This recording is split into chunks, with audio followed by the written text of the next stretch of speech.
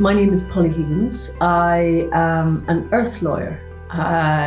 And what I do is I advance an international crime of ecocide as an international law to protect the earth.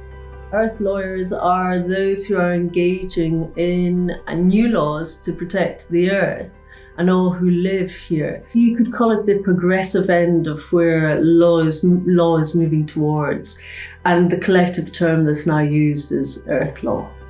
At different levels, you have soft law international agreements that can be used for this purpose.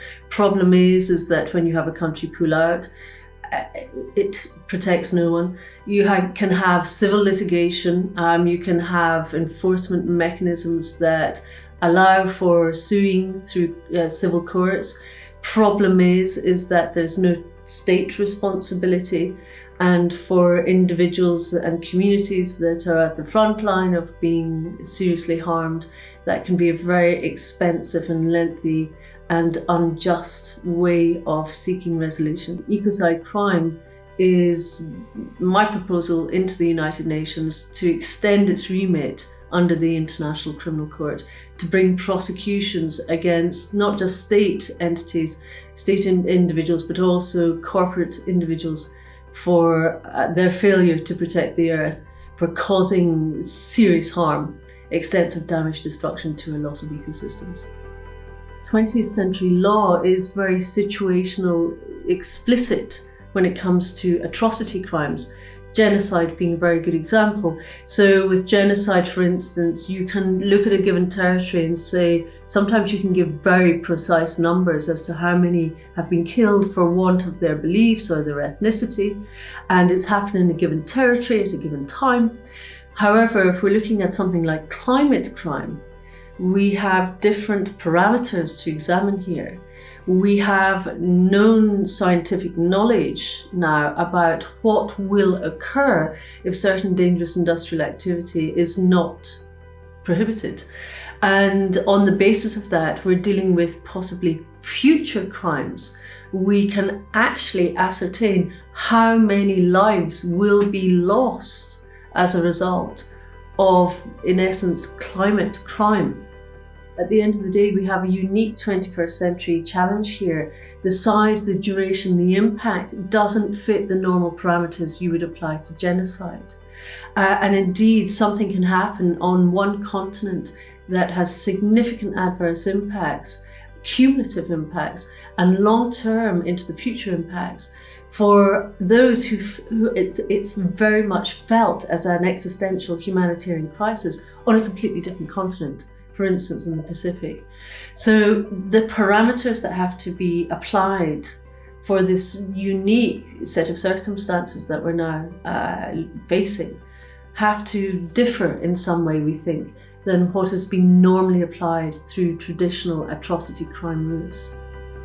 Ecocide crime was going to be an atrocity crime. And indeed, with the drafting of the Rome Statute for the International Criminal Court, it was included over a period of 11 years of the drafting until 1996, when it was removed. At that time, there were 54 countries involved in that drafting process. Only 4 wanted it removed, and as a result, it was removed. Now, those 4 countries, we know now from records from the United Nations, were my country, the UK, the Netherlands, France, and the US. And we have a situation where we know from the records it was corporate lobbying behind the scenes.